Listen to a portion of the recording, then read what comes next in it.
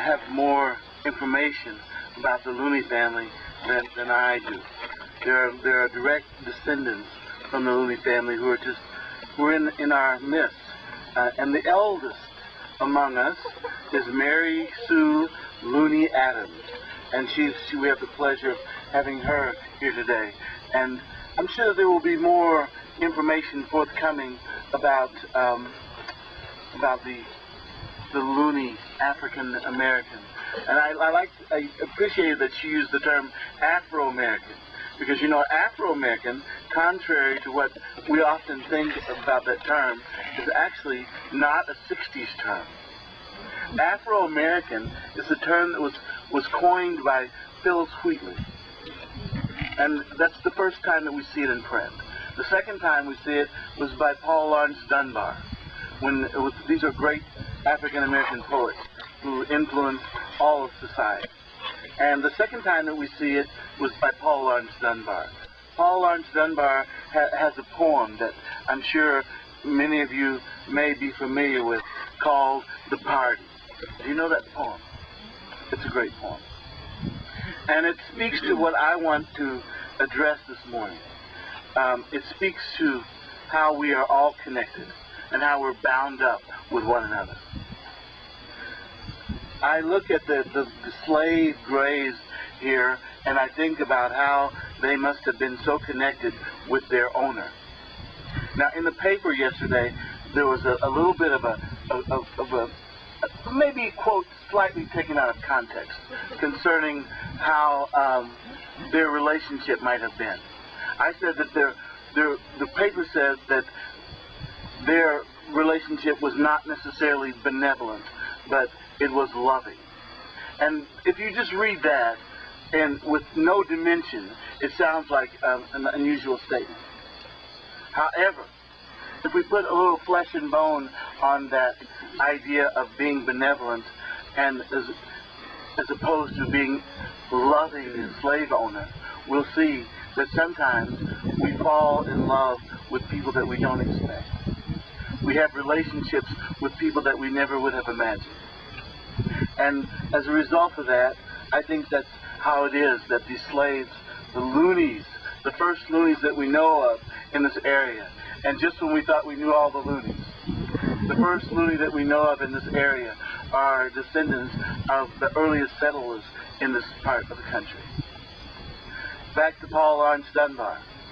In this poem, The Party, they talk about this grand meeting of 7 plantations where all the slaves from all these plantations got together, of course after work hours, and they had a big party. And everyone was there. And it goes on and on. It's a beautiful poem. If you ever get the opportunity to read that poem, I encourage you to do so. One particularly striking stanza in that poem says, concerning how people were so bound up. Because everyone came, saints and sinners, good people, bad people. And Paul Laurence Dunbar says, and the saints and the sinners were so mixed up on the floor that they had a dance floor. The saints and the sinners were so mixed up on the floor that I'm sure that God could not have parted them if the trumpets had chanced to blow. In other words, they were so bound up with one another that nothing could separate them. That's actually the fact of the matter with this whole deal of slave-owner relationship in this country, that we are so bound up. You cannot have a person work for you. You can't subjugate a person to a life of subserviency and not be bound up with them, whether you like it or not. We can't do that to one another. So I think that it's an honor, and I feel, as I say, inadequate to speak about the Looney family. But my family has always been bound up with them in that we are related. We're all kinfolks. And when I met Miss Mary Sue this morning, she said, I'm Mary Sue Looney Adams. And I said, oh my goodness, we must be double kin. And then I thought, well, all of us are so bound up in this area. I've always known that there were Loonies. Someone told me recently that they didn't know that there were any Loonies that were buried in Walnut Grove, Cave Springs area. And I said, I've always known that there were Loonies here because I was taught by oral tradition by my grandmother, who was also a daughter of a slave whose father is buried in one of those graves that I spoke about in the benediction, the convocation, about those unmarked graves, the whole world, which is this common cemetery.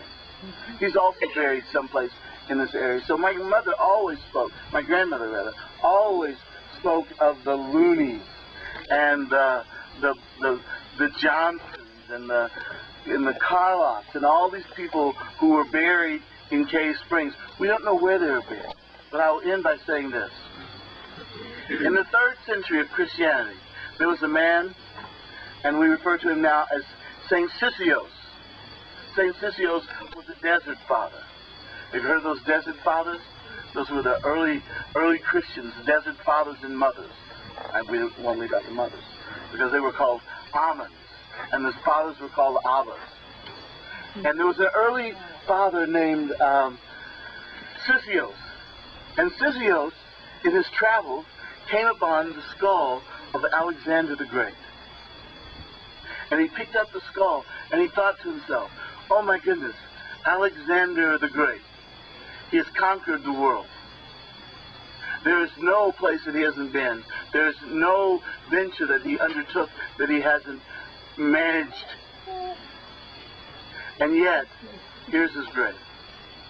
And it seems as though the skull answered back to St. Sisyos and said, aha, the whole world is a common cemetery. And this is all our common faith. So, in that sense, I do feel adequate to speak about this is where we will all be. But what our relationships will be in this final internment depends on us. So, thank you. And it gives me the pleasure to introduce Joe Cosby. Thank you.